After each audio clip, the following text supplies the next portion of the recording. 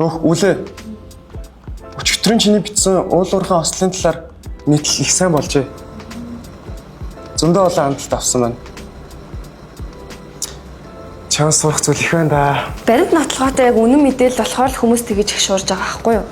Угаасаа амиа алдсан ажилчдын ар гэр, цаад байгууллагаас нь ил болгоогүй баримтууд эдгээр чинь зүгээр л мэдээ биш.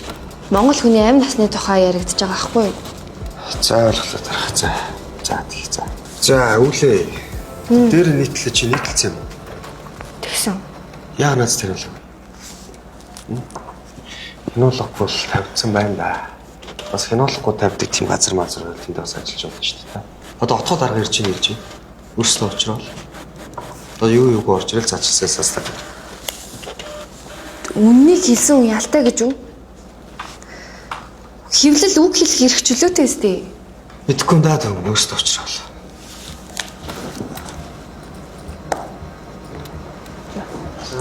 Сайн байна уу та? За тэгэхээр хариуцлагатай сэтгүүл зүгэж байгаа. Гэхдээ төрийн бодлого үндэсний аюулгүй байдалд нөлөөлөх хүч хэмжээний мэдээлэл түгээхгүй гэдэг үүрэгтэйг энэ сэтгүүл шингч мэдж байгаа маяг редактораа. Өнөөдрийн байдлаар бол мэдээгүй л юм шиг байна Үүлэн Солонгоо. Юу вэ те? Үгүй гэхдээ дарга эн чинь бодит баримт шүү дээ. Тэр компани авилга өгсөн авсан баримт нь бүгдээрээ надад байгаа. Уурхайн хяналтгүй ажиллагаа, хөдөлмөрийн аюулгүй байдлыг хангаагүй гэд би бүгдийг нь судалсан байхгүй юу? Энийг нуух чинь өөрөө ард иргэдийн мэд хэрхийг зөрчиж байгаа хэрэг штэ. Та иргэдийн мэдээ хэрхийг хангаж болно. Гэхдээ наа чи төрийн бодлого гэж байгаа. Таны оруулсан нийтлэл цахим орчинд иргэдийг хоёр талцуулаад байна. Дээрээс нь гадаадын хөрөнгө оруулалттай тэр том компани Монгол улстай хийх гэрээгээ зочлол тэр үүрэг хариуцлага хэн хүлээх вэ? Та хүлээж чадах уу? Редакцийн хувьд бол хүлээж чадахгүй шүү. Тэгэхээр редактораа сэтгүүлчийнхаа бичсэн мэдээллийг заавал редакторлол. Өөрөө чадахгүй байгаа бол дараагийн нийтлэлүүдээс жахуулаад би бүгдийг нэг хүчлээ өөрөө хийх болно шүү. За ойлголоо тарах.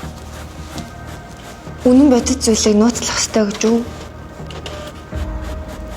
Мэдгүй даа. Одоо өөрөө л өчнөөч те. Тэгээд хэвлэл зогссон уу?